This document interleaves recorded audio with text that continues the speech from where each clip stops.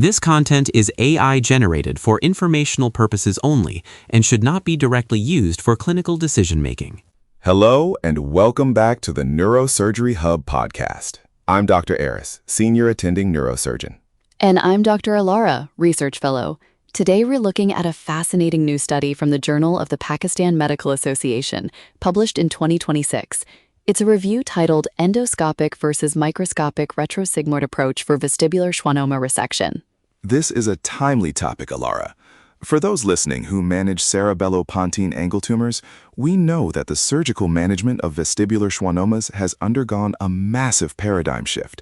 It's no longer just about tumor removal at all costs.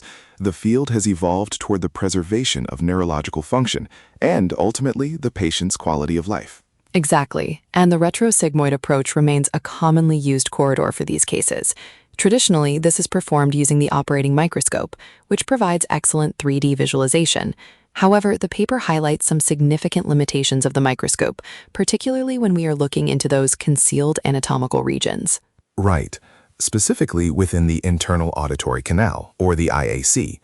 If you're working with a microscope, you're limited by a straight line of sight.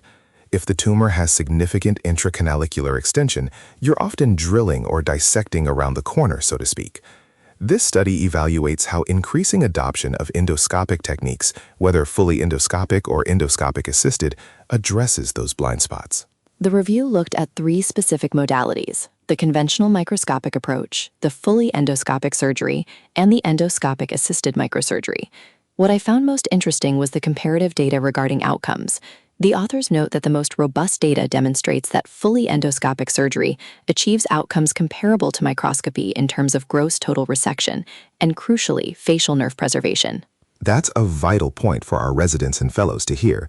There's often a fear that moving away from the microscope might compromise the extent of resection or the safety of the facial nerve.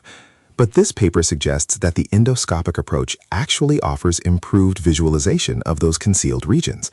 In fact, it may even enhance the extent of resection, especially in tumors with that tricky intracanalicular extension we mentioned. And it isn't just about what we can see during the surgery. The paper also touches on the reduced surgical invasiveness associated with the endoscope. They found that this less invasive nature is associated with improved postoperative recovery and decreased morbidity for the patient. Now, let's talk about the endoscopic-assisted technique. In my practice, I see this as a widely practiced transitional technique. It allows the surgeon to combine the benefits of both modalities, using the microscope for the bulk of the work and the endoscope to inspect the corners. That's exactly how the paper describes it. However, the authors make a very practical distinction regarding the fully endoscopic route. While the benefits are clear, the study notes that the endoscopic-assisted technique is actually more practical in resource-limited settings than the fully endoscopic approach. That's an important consideration for global neurosurgery. Not every center has the equipment or the specific training pipeline for a 100% endoscopic resection, but most can incorporate an endoscope into a microscopic case to ensure no tumor is left behind in the lateral ends of the IAC. To summarize for our listeners, whether you are using it as an assist or as the primary tool, the endoscope is proving to be a powerful ally in the retrosigmoid approach. It matches the microscope's efficacy in gross total resection and facial nerve preservation, while potentially offering better visualization and a faster recovery. It's about having the right tool for the right corridor. If you can see better, you can preserve more. Thank you for joining us today on the Neurosurgery Hub. We hope this review of the 2026 JPMA study helps you in your clinical practice. We'll see you in the next episode.